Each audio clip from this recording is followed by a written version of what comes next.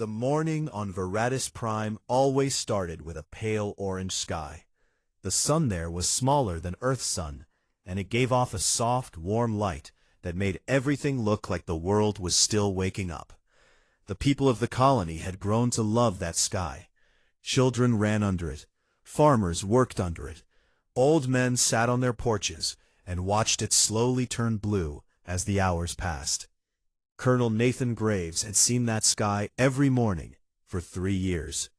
He stood outside the garrison building with a cup of coffee in his hand and watched the horizon the way soldiers do, not because they expect something, but because watching is what they do. Nathan was not a young man anymore. His hair had gone gray at the sides, and there were lines on his face that had not been there when he first arrived on Veratus Prime. But his eyes were still sharp, and his hands were still steady. The colony had about 12,000 people. Some were engineers who worked on the terraforming stations that kept the air breathable and the soil growing. Some were teachers, doctors, builders. Governor Roy Callahan ran things from a plain 2-story building in the center of the settlement. Roy was the kind of man who fixed his own roof and remembered every person's name. People trusted him the way you trust someone who has never given you a reason not to.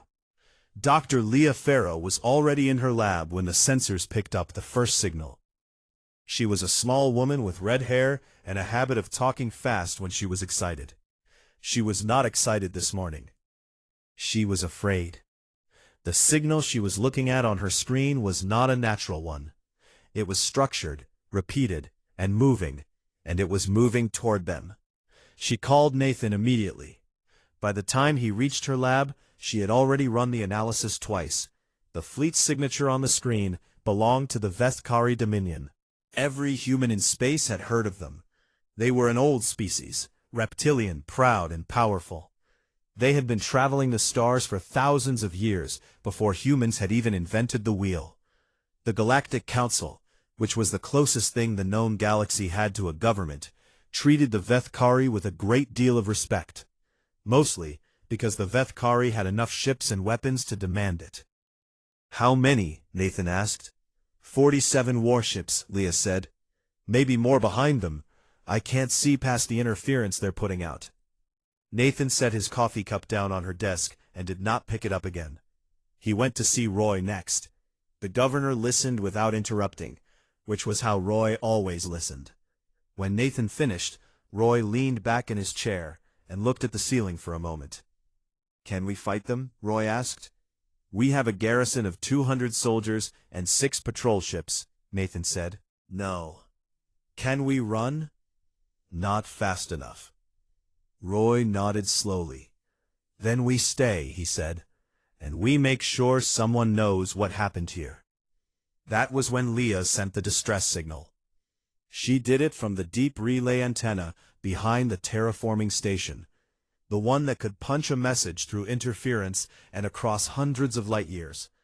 She packed everything into it: the fleet signature, the coordinates, the population count, the names. 12,000 names. She sent it twice, just to be sure.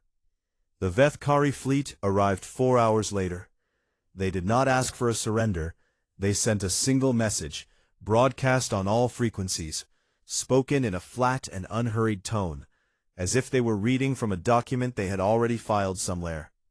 The message said that Veratus Prime had been surveyed by the Vethkari Dominion 400 years ago. Under Dominion law, that survey gave them a legal claim to the planet. The human colony was, therefore, operating on Vethkari territory without permission. The Dominion was reclaiming what was theirs. That was all they said. Nathan organized the garrison as best he could. He put soldiers at the communication towers and at the medical center and at the school. He told them to protect people first and fight only if they had to. He knew it would not be enough. He knew it before he gave the orders. But he gave them anyway, because soldiers do not stop doing their job just because the numbers are bad. The fighting lasted about 4 hours.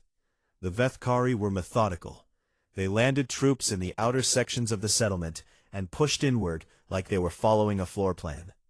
Their weapons were precise, and their movements were coordinated, and they clearly had done this before. Nathan's garrison fought hard, and took losses, and slowed them down but could not stop them. He was brought to the center of the settlement, in front of the main square where the colony's founding memorial stood. There was a camera unit with the Vethkari soldiers, and Nathan understood, with a cold and sickening clarity, what was about to happen. Roy did not beg. He stood straight and looked into the camera, and his voice did not shake when he spoke. "My name is Roy Callahan," he said. "I am the governor of Veratus Prime. These are my people, and they are being taken against their will. Please remember them." The Vethkari commander said something in his own language, and a soldier raised a weapon, and that was the end of Roy Callahan. The hidden relay drone recorded everything. It stored the footage and the coordinates, and all the data Leah had sent. And when the main communications grid went dark, the drone quietly launched itself into deep space, and began the long journey toward the nearest human relay station. Nathan was taken with the rest of the colonists. He counted people as best he could while they were being loaded onto the transport ships. He tried to keep his mind working, keep his eyes moving, keep track of who was where. Old habits. The Vethkari soldiers did not treat the colonists with cruelty exactly. It was more like indifference, the kind you show to cargo. They called the colonists acquired labor units among themselves, a phrase that Nathan heard more than once and did not forget. Approximately 4,000 colonists were taken aboard the transport ships. The rest, the ones who had managed to hide in the outer farming areas and the underground water stations, were left behind in a colony that was now half burned and completely silent. The Vethkari fleet departed in the same quiet, organized way it had arrived. They filed a notice with the Galactic Council before they even left the system. It described the entire event as a territorial reclamation conducted within acceptable parameters. On a distant relay station, a light began to blink. A message had arrived. Then a second one. Then some hours later, a drone came in carrying footage that a tired technician almost dismissed before she hit play. She watched Roy Callahan's final words, and then she sat very still for a long time. Then she picked up her communication terminal and began to make calls. The appeal for mercy that unleashed humanity's fury. Part 2. The Polite War. The footage of Roy Callahan's final words reached Earth on a Tuesday morning. By Tuesday afternoon, it had been seen by every member of the United Earth Senate. By Tuesday evening, it had been seen by almost every human being alive. People did not riot. They did not flood the streets in anger. They went very quiet instead, in the way that people go quiet when something has happened that is too large and too wrong for noise to cover it. Families sat around their tables and watched the footage and did not speak. Workers stopped what they were doing. Children asked their parents questions that their parents did not know how to answer. The United Earth Senate voted the next morning. The vote was unanimous, which had not happened in 11 years. The resolution was simple: the immediate return of all 4,000 colonists, a full public apology from the Vethkari Dominion, and complete reparations for the destruction of Veratus Prime. The Senate gave the Vethkari 14 days to respond, before humanity would take the matter to the Galactic Council. The Vethkari did not respond. So Ambassador Dana Holt packed her briefcase and boarded a ship to Nexaroth Station, where the Galactic Council held its sessions.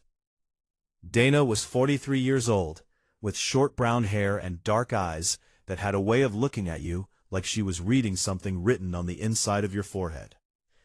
She had been humanity's representative to the Council for 6 years. She was not a loud person. She did not give speeches that made people stand up and cheer. She gave arguments that made people sit down and think, which was more useful. The council chamber on Nexaroth Station was enormous. It could seat Over 200 delegates from more than 60 species. Each had a curved desk that rose in tiered rows around a central speaking floor. The ceiling was a dome of clear material that looked out into open space, and when the stars were visible through it, the chamber felt both grand and very small at the same time. Dana walked to the speaking floor carrying a data slate. She did not bring notes. She had already memorized everything she needed to say. She began with the facts. She went through them clearly and in order, without drama. She explained when the colony was founded, how long humans had been living on Varades Prime, what the colonists had built there. Then she described what the Vethkari fleet had done, again in order, again without drama. She explained what acquired labor units meant in practice. Then she projected images into the center of the chamber, not of the destruction, not of Roy Callahan's execution, but of faces. 4,000 faces, one after another, each with a name underneath. Farmers, engineers, teachers, children, one face at a time, slowly, until the chamber was full of them. Several delegates shifted in their seats. Some looked away. Most did not. When she finished, the Vethkari ambassador, a tall gray-scaled figure named Selvakar, rose to speak. He was smooth and unhurried in his manner, and he spoke in the practiced tone of someone who had been dismissing complaints in council chambers for a very long time. He said that the Vethkari Dominion had acted fully within its legal rights under the ancient survey claim statutes. He said that humanity's emotional response, while understandable given their relative youth as a spacefaring species, was not a basis for council action. He noted, with something that was almost a smile, that humanity had been among the stars for only 180 years, and that a certain degree of inexperience in these matters was to be expected. He suggested that humanity might benefit from patience. Some delegates nodded. A few laughed quietly. Most said nothing. Grand Arbiter Voshen, who was very old even by the standards of his species, and who had been running council sessions for longer than humanity had been building telescopes, announced that a formal review process would be opened. Estimated timeline, 14 to 22 months. Dana Holt said nothing in response. She simply nodded, gathered her data slate, and walked back to her seat. Her aide, a young man named Greg Park, who had only been with her for 8 months, leaned over and whispered, "What do we do now?" Dana looked at him calmly. "We wait." And so do they. Greg did not fully understand what she meant until several weeks later. Back on Earth, Admiral Chris Okafor was in a meeting that had no official record when the encrypted message arrived from the Senate. The message was 1 word long. He read it, folded the paper, and put it in his coat pocket. Then he turned back to the men and women in the room and said, "All right, let's start." The mobilization that followed was not announced. There were no press releases, no public declarations, no footage of warships being rolled out of dry dock with crowds cheering. The United Earth Navy simply began doing what it always did, quietly, steadily, and with the kind of systematic thoroughness that military organizations develop when they have been preparing for something for a long time.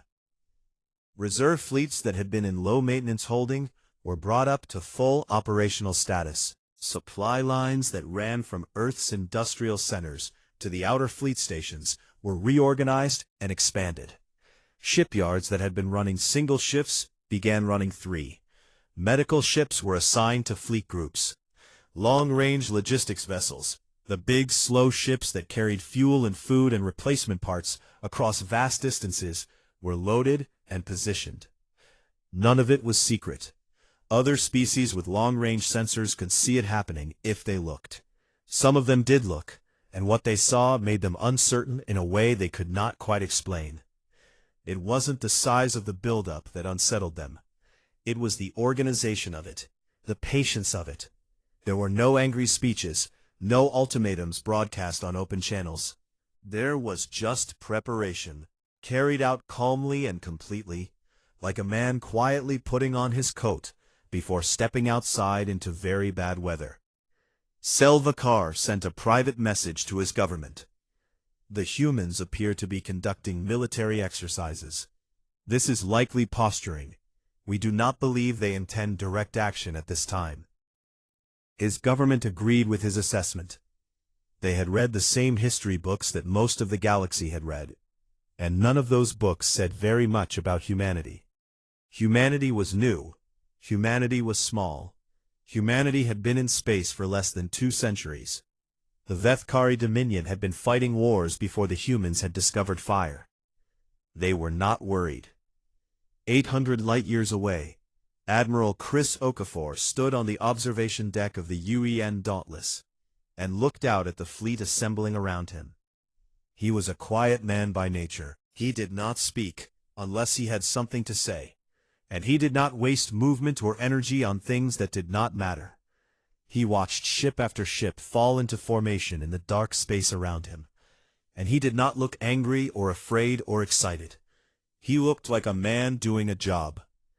After a while, he went back inside and asked his navigator when they would be ready to move. The navigator told him 6 weeks. Okafor nodded and said that 6 weeks was fine. Then he went to his desk, pulled out the 4,000 names that Dana Holt had transmitted to him, and began reading them from the beginning.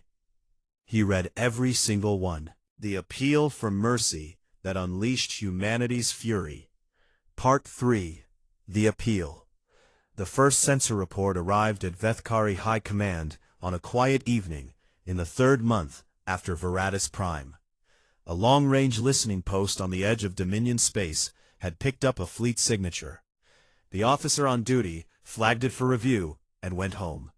By morning, a second post had confirmed the signal. By afternoon, a third had done the same. The fleet was large. That alone was notable. But what made the senior commanders go still when they looked at the data was not the size of the fleet. It was the shape of it. There were over 800 warships, moving in tight, disciplined formation. Behind them were logistics ships, dozens of them, carrying fuel and supplies for a campaign that could last many months. Behind those were medical vessels, more than 20, the kind used for large-scale recovery operations. And behind those, at the very back of the formation, were a number of smaller fast ships that the analysts eventually identified as boarding and extraction craft. The fleet was not charging toward them. It was not moving fast at all. It was moving slowly, steadily, and in a perfectly organized way, like a machine that had been turned on and was simply running. It had no flags out. It had sent no messages. It was not performing. It was simply coming. Rika was a Vethkari intelligence officer stationed at the Forward Analysis Bureau.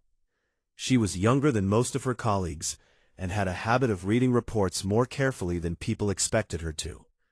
She had spent the last several months reading everything the Dominion had collected about humanity, their history, their military structure, their psychology, their previous conflicts. She had developed opinions that her superiors did not enjoy hearing. She put together a full briefing and presented it to the sector commander. She explained that the human fleet's composition was not consistent with a punitive strike or a show of force. The logistics train behind the warships was too long, the medical capacity too large. This was a fleet built to go deep into Dominion territory, sustain itself for months, and come back out with 4,000 people.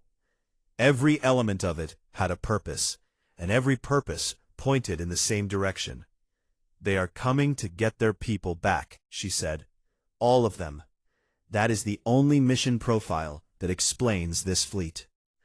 The sector commander looked at the data for a while. Then he said, "The humans do not have the experience for an operation like this. They have only been in space for 180 years, Rika said. Yes, but they have been at war for most of those 180 years. With each other, with others, on the ground, in space. They have more combat experience per year of spaceflight than almost any species in the Council registry. and they remember every war they have ever fought. The sector commander thanked her for her analysis, and told her he would pass it along. He did not pass it along. He sent his own summary instead, which described the human fleet as aggressive posturing, likely intended to pressure the council review process. His summary was more comfortable to read. His superiors appreciated that.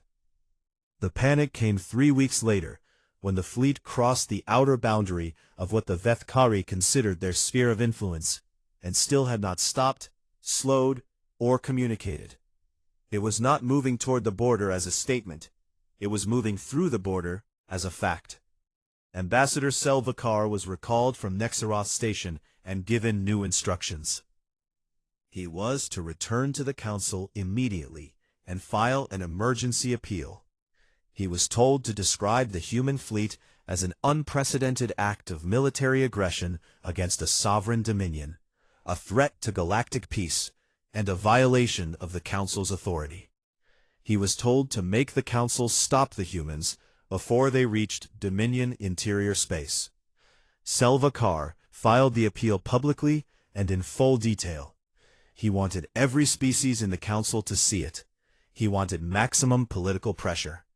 He included everything: the fleet's size, its heading, its estimated arrival timeline at the first major Dominion system, its projected path through the interior. He included military analysis reports, sensor logs, and the Dominion's own intelligence assessments. He wanted the council to understand the scale of what was coming, so that they would act quickly. He did not think very carefully about what else those documents contained. Captain Brooke Mercer was in her command chair aboard the UEN Resolute when the news came through that the Vethkari had filed a public appeal to the council. She was 38 years old, with dark hair cut close to her head, and the particular kind of steadiness in her face that people develop when they have made peace with hard things. She had read Dana Holt's list. She had read every name on it more than once.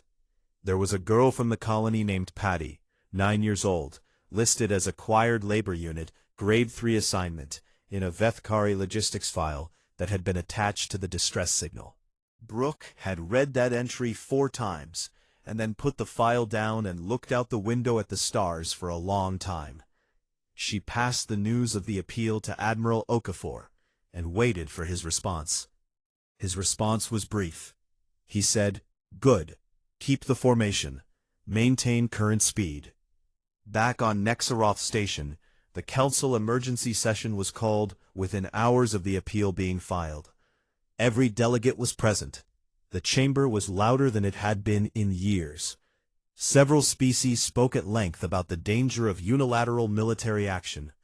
Several others raised procedural concerns about the fleet's approach.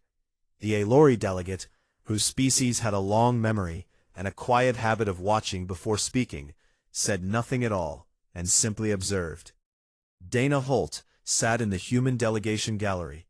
She had been given the filing the moment it was submitted, as all council members had. She had opened it on her data slate and begun reading while other delegates were still finding their seats. She read it very carefully, all of it. Selvakar entered the chamber and took the speaking floor. He was composed, but there was something tight in the way he held himself, something that had not been there before. He described the human fleet in grave and dramatic terms. He spoke of the danger to the Dominion's people and territory. He called for the council to immediately dispatch a peacekeeping delegation to intercept the fleet and halt what he called this reckless act of human aggression. He spoke for almost an hour. When he sat down, Grand Arbiter Voshin asked if any other delegate wished to speak before the council moved to discussion. Dana Holt raised her hand. Voshin looked at her for a moment, then nodded. Dana stood, smoothed her jacket once, and walked to the speaking floor. She placed her data slate on the lectern. She looked at the chamber. She looked at Selvakar. Then she looked down at the document she had been reading, and she began to speak. "I would like to read from the appeal filed this morning by the Vethkari Dominion," she said. in the same calm voice she always used. Specifically, I would like to read from the supporting documentation attached to that appeal. I believe the Council will find it instructive. She turned to the first relevant page. I will begin with Appendix C, she said. Internal Operations Record, Vethkari Dominion, dated the 14th of March, 2387. Subject, Veratus Prime Territorial Reclamation. Document type, Official. The chamber went very quiet. Dana began to read. The Appeal for Mercy That Unleashed Humanity's Fury. Part 4. What the Appeal Revealed. The Council Chamber had seen many things over its long history. Declarations of war, agreements between ancient enemies, species that had not spoken to each other in 100 years meeting face to face across the same floor. It had seen grief and anger and long, careful arguments that lasted for days. But the delegates who were present that morning would later say they had never seen anything quite like watching Dana Holt read the Vethkari's own documents back to them. She read clearly and without rushing. She did not add commentary. She did not raise her voice. She simply read what was written and let the words do what words do when they are true. The first document was the operational record from Veratus Prime. It listed the number of colonists taken. It listed them by category: workers, technical personnel, agricultural units, dependents. That last word covered the children. The document did not use the word children. It used the word dependents and gave them subgrades based on projected usefulness at different labor assignments. The chamber was very quiet as Dana read the subgrades aloud. The second document was the internal report on Governor Roy Callahan. It described his public execution in plain administrative language. It noted that the execution had been recorded and that the recording was available for review. It noted the purpose of the execution: to establish Dominion authority and discourage resistance behavior among acquired units. The delegate from the Pelori species, 3 rows back on the right side of the chamber, stood up and walked out. No one stopped him. No one spoke. The third document was a logistics summary from the labor assignment centers where the 4,000 colonists had been sent. It described working hours, ration levels, and what happened when workers did not meet their output targets. Dana read those parts without looking up from the slate, which was perhaps the most disturbing thing about it. She had clearly read them before. She had already absorbed whatever she needed to absorb. Now she was simply making sure everyone else heard it too. She read for 40 minutes. When she finished, she put down the data slate and looked up at the chamber. Every document I have just read, she said, was filed this morning by the Vethkari Dominion as supporting evidence in their appeal to this council. They submitted these records themselves in order to explain why the human response is unreasonable. She paused. I wanted the council to understand what the response is in response to. Selvakar sat very still at his desk. His scales, which normally carried a deep gray tone, looked pale. He had included the internal records in the filing because they described the Dominion's legal justification and operational procedure. His legal team had assembled the documents in a hurry. No one had read through every appendix with the specific thought of considering how a human being might read them. That failure was now sitting in the middle of the chamber, like something that could not be put away. Grand Arbiter Voshin spoke carefully. Ambassador Holt, he said, we appreciate the gravity of what has been shared. However, the immediate matter before the Council remains the movement of a large armed fleet into the territory of a sovereign member. Regardless of the circumstances that preceded it, this Council has an obligation to address. Grand Arbiter, Dana said, in a tone that was respectful but left no room for interruption, I would like to address something before we continue. Voshin, who was not accustomed to being spoken over, paused and gestured for her to proceed. The fleet that the Vethkari Dominion is asking this council to stop, Dana said, departed from its staging point 6 months ago. It has been traveling at a measured pace, in open space, without any attempt at concealment. Every species with long-range sensors has been able to observe it. We did not hide it. We did not notify the Council of its departure, because the Council was, at that time, already in the process of reviewing the matter. A review, I will note, with an estimated timeline of 14 to 22 months. She let that number sit in the air for a moment. 4,000 human beings are currently being held in Dominion labor facilities. As the documents filed this morning confirm, humanity did not come to this council asking for permission to address that situation. Humanity came to this council as a courtesy, to ensure that no council-affiliated vessels or colonies were in the projected path of our operations. The Alory delegate, who had said nothing for 3 sessions and was known for saying very little at the best of times, raised a small indicator on her desk. In council procedure, the indicator meant she was formally registering a statement. Her statement read, "The Alory Compact formally acknowledges the legal right of any council member to pursue the recovery of its citizens by force when administrative processes have failed to produce timely resolution. We will not vote to obstruct this action." 2 other species filed similar non-objections within the following hour. Selvakar requested the floor urgently. He was given it. He argued that this was precisely the kind of unilateral action that the Council existed to prevent. He argued that letting humanity proceed without Council oversight would set a dangerous precedent. He said the Dominion was willing to open negotiations for a structured and orderly release process. She had not sat down. How long would a structured and orderly release process take, she asked. Selvakar said that a reasonable timeline would be, "How long?" Dana asked again. "Perhaps 8 to 12 months, Selvakar said. "Given the administrative complexity, the fleet will arrive in approximately 11 days, Dana said. That question no longer has a practical answer. She gathered her data slate and returned to her seat. Voshin called a recess. In the hallway outside the chamber, delegates gathered in small groups and spoke in low voices. The mood was unlike anything most of them had experienced. There was discomfort, the kind that comes when something has been revealed that cannot be unrevealed. Several species that had previously been inclined to support the Vethkari position were no longer inclined to say so out loud. Meanwhile, a message reached the fleet. It came from Dana Holt's personal terminal to Admiral Okafor's secure channel. It was 4 words long. They filed it publicly. Okafor read the message, then called Captain Brooke Mercer on the Resolute. "We are clear to proceed on the original plan," he said.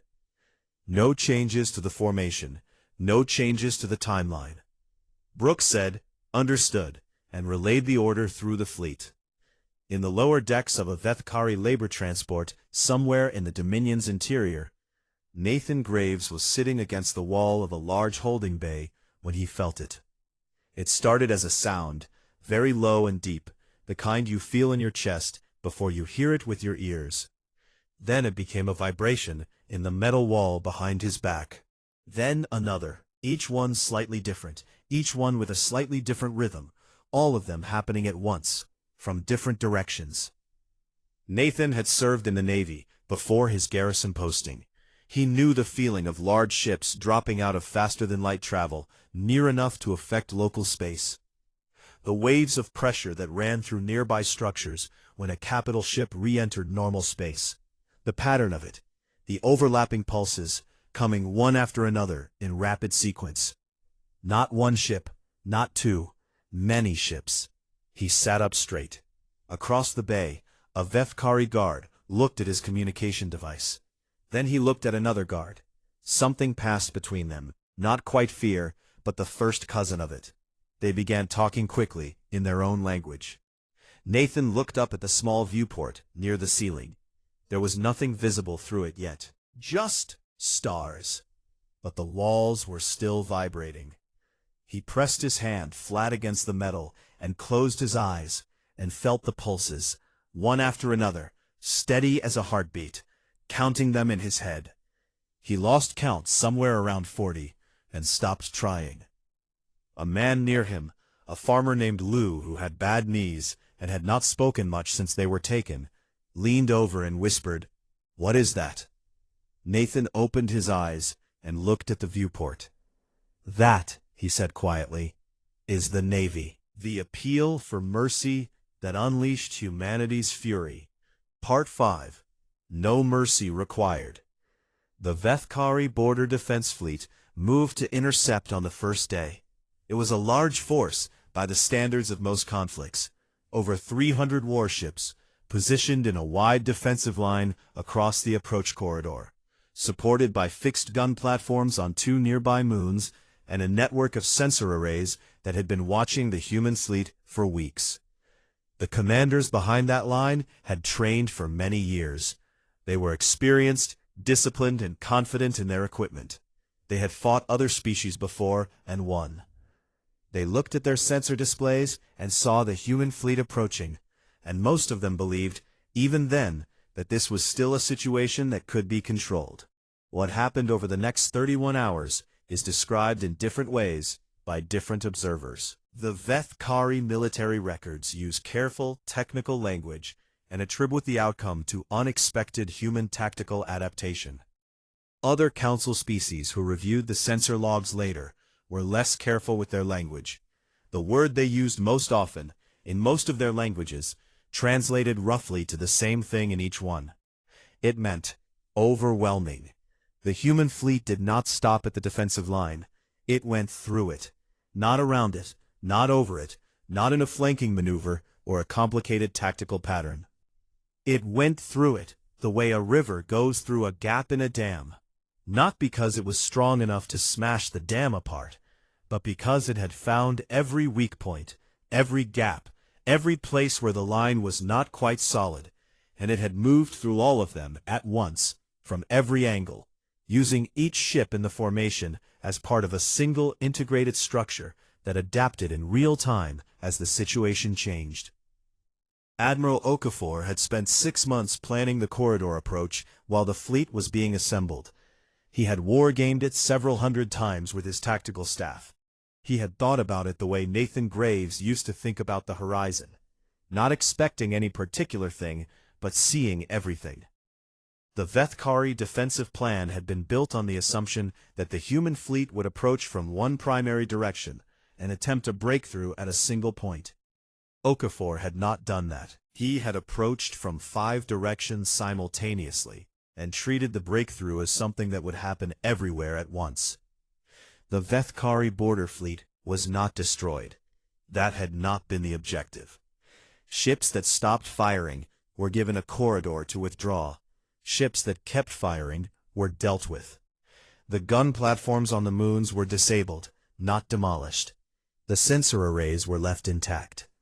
By the end of 31 hours, the defensive line no longer existed as a functional barrier, and the human fleet had moved through it and continued on the same heading at the same steady pace. Rika, watching from a command post far behind the line, submitted a revised intelligence assessment to her superiors. This one was 2 sentences long. The first sentence said that the Dominion no longer had the ability to prevent the human fleet from reaching the interior. The second sentence said that any attempt to use the captive colonists as leverage would result in consequences for the Dominion that she was not able to calculate with any confidence. Her assessment was read this time. Captain Brooke Mercer's boarding teams began their work on the 4th day after the breakthrough. The labor transport vessels were located using the coordinates from the Vethkari's own logistics documents, the same ones Dana Holt had read into the council record. There were 19 transports in total, scattered across 4 different systems. The Resolute and her accompanying ships went after 8 of them directly, while other fleet elements handled the rest. The boarding operation was not a battle in most cases. The Vethkari guards on the transports, cut off from their command structure and looking at the hull readouts that told them how many human ships were nearby, made practical decisions. Some of them fought. Brooke had given standing orders that anyone who stood down was to be treated correctly and held safely. She meant it, and her people followed it. And the word got around among the Vethkari transport crews fast enough that the last several ships surrendered before the boarding teams even docked. The retrieval went slowly and carefully. Medical teams went in first to assess conditions. Then came the recovery personnel with food, water, clean clothes, and the specific training needed to help people who had been held in labor camps for months come back to themselves gradually and safely. Then came the accountants, a word that sounds wrong for the situation, but that was what they were called in the fleet's internal organization. The people with the list, checking names, confirming identities, marking each one as found. Brooke stood in the main bay of the first transport as the colonists were brought out. She stood near the door and watched them come through. She did not say anything to them. She had been told by the medical team that people in this situation did not always want words right away. She just stood there and made sure that they saw a human face and that the face was calm, and that it told them, without saying anything, that it was over. She was looking for a name on the list. Patty, the 9-year-old girl. She watched every face that came through the door. A boy, a woman, an old man moving slowly, a young couple holding each other up, a man in a tattered colony uniform who had clearly been someone's defense soldier.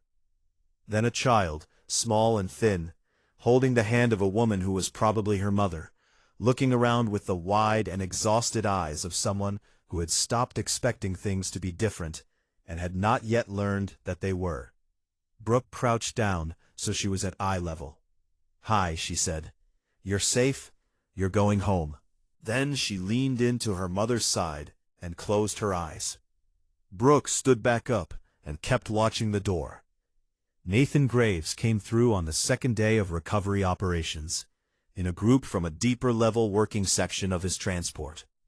He looked thinner than he had been. He moved carefully, but his eyes were still sharp.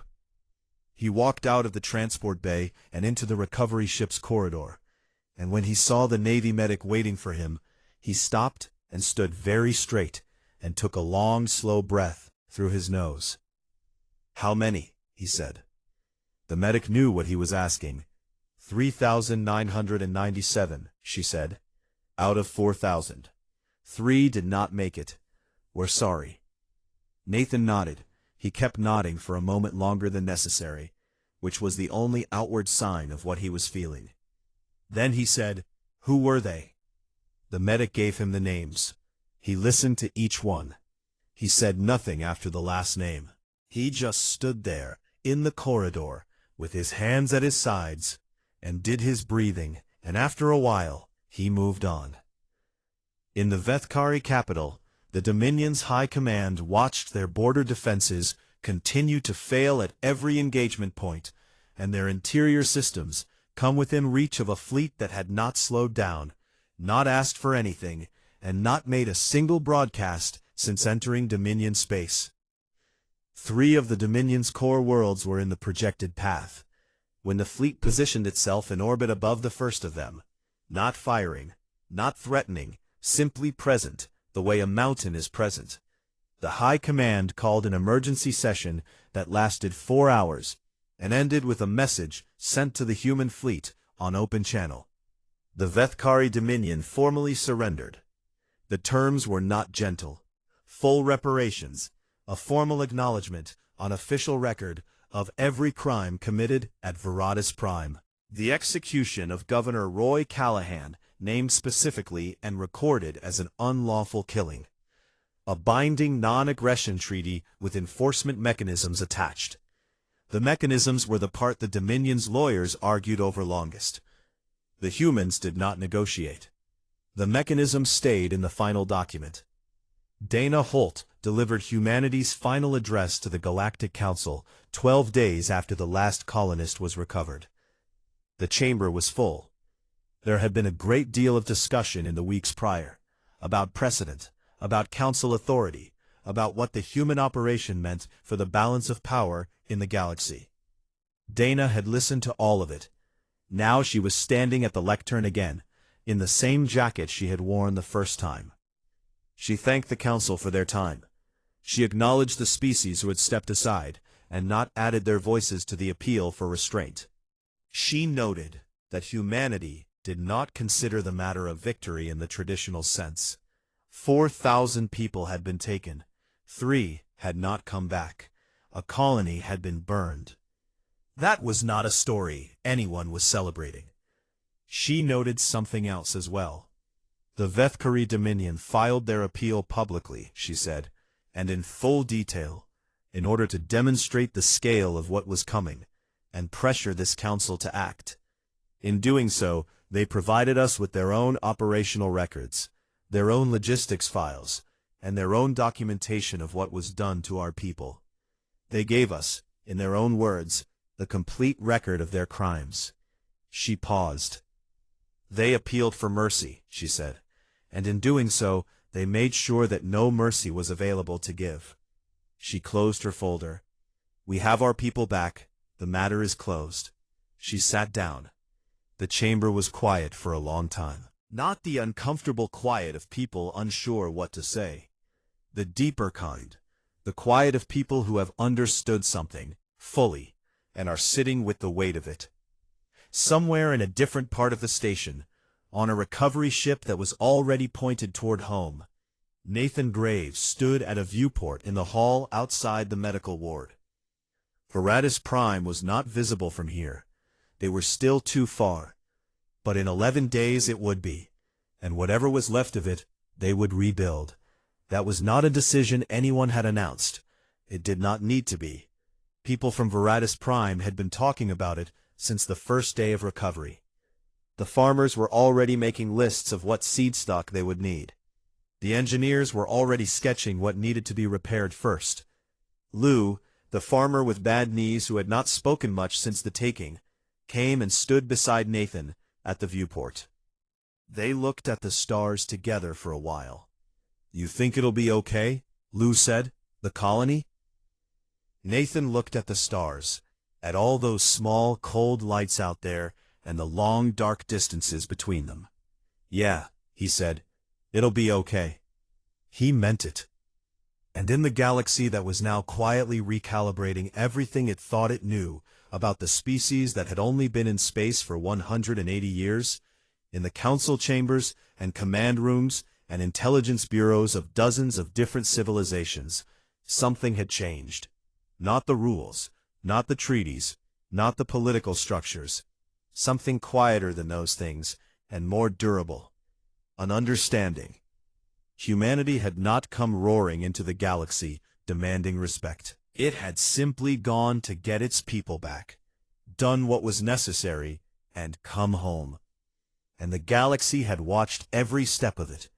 That, more than any weapon or any speech, was what no one who saw it would ever entirely forget.